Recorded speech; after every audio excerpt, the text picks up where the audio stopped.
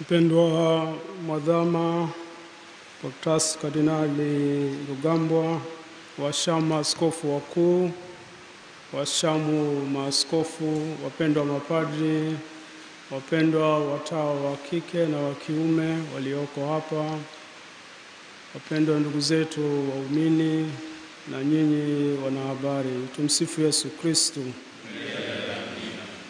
Ifuatayo ni tafakari ya Baraza la Maaskofu Katoliki Tanzania TEC juu ya yaliyotokea siku na baada ya uchaguzi 2025. Utangulizi. Uchaguzi wa Oktoba 29, 2025 umeliingiza taifa katika hali ya sitofahamu ambayo ilijitokeza katika maandamano. Maandamano hayo yalisababisha vurugu ambazo ilizaa mauaji, watu kujeruhiwa na kupotea.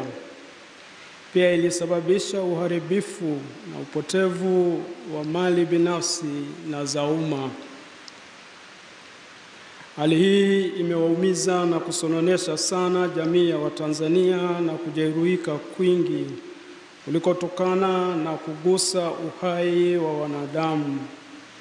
Uhai ni mali ya Mungu mwenyewe. Kama tunavyosoma kitabu cha Mwanzo sura ya 1 mstari wa 26, na tufanye mtu kwa mfano wetu na kwa sura yetu.